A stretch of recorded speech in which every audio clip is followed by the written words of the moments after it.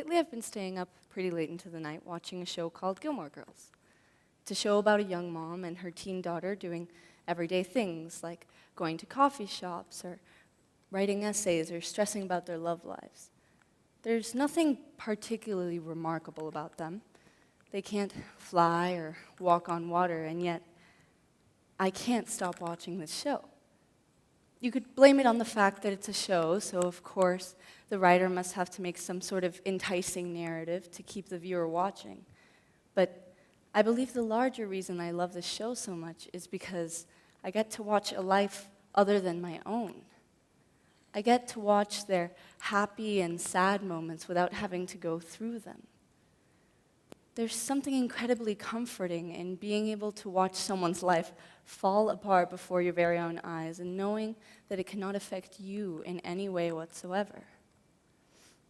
Still, life gets pretty hard and cumbersome at times, and it starts to feel like living someone else's life might be better. And you know what? Maybe you're right. Maybe there is someone out there that is living a life 10 times better than your own. But we only have one life that is set in stone, and that's your own. So you might as well try to enjoy it, right? So how does one go about enjoying life? Today, I would like to delve into the question of being able to change our thoughts in order to live a happier life. So the question of living a happier life is a pretty complex one, and I don't believe that there's one solid answer to it. But something that I found that helps when life gets tough is to remove oneself from the situation. Now, I'm not saying cut your friends off, move to a deserted island, and never speak to anyone again. I'm saying take a step back, literally. Take a step back and see what you're missing out on when you're not there. Famous biomedical engineer Erica Taylor once said, "Sometimes you have to take a step back in order to move forward." Let me give you an example. The other day I was sitting out of PE because I wasn't feeling well, but I decided to go outside to get some fresh air. So there I was with my warm coat, really excited to have a nice, relaxing time reading whilst everyone else had to run around in 6-degree weather with nothing but a thin uniform to keep them warm.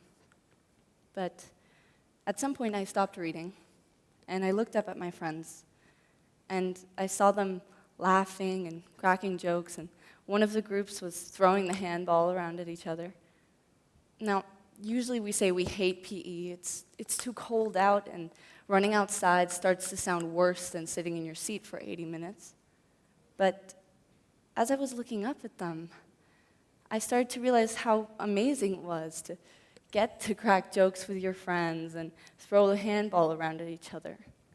I started to marvel at the idea of being able to experience things. Once I had taken a step back, living looked fun. So, now what do you do when you take a step back from your situation and you still feel like you don't want to be there? Find a new setting. Make new friends. You get to decide your own present and future. And if that doesn't work, take joy in others' joy. Find joy in watching people win awards. Watch people fall in love.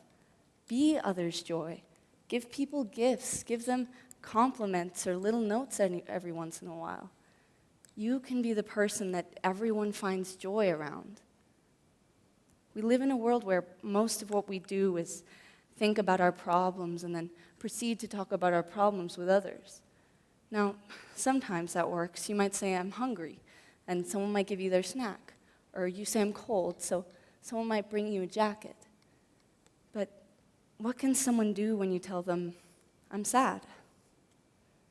They can offer up some consolation or maybe a hug, but they can't fix what's inside of you. The only person that can do that is you. I've found that the most dependent people often have the hardest times in life. There's a social phenomenon called the bystander effect, which states that we are less likely to help someone if there are others around. because we believe that the responsibility is distributed amongst that group. I believe that we can apply this to ourselves. We believe that we do not have to help ourselves because there are other people around us simply there to help us, but that's not how the world works. That's not how we work. You need to be able to depend on yourself in the hardest of times because you are the only person that is always going to be there for you. You are the person that you have been waiting for. Now, that might seem like a depressing thought at first, but I believe it's something that can keep us going. You can decide who you are and who you're going to be. Take a moment to appreciate that. Now, I'm not telling you to stop talking about your problems with others, far from that. I'm just saying that they're never going to tell you what you want to hear, or what you need to hear for that matter. They don't know your thoughts behind every word, so they can't possibly know how to fix your problem. But you can. So, next time you decide to vent, pause, take a step back, and admire your surroundings. You might learn a thing or two. I've found that the less you talk about your problems, the quicker you'll find them solved. Now, of course, when your own mind can't help you, that's when you turn to professional help. So, when life starts to get really tough, look at yourself from another person's perspective. You are that person in that show you wish you lived in. You have ups and downs just like them.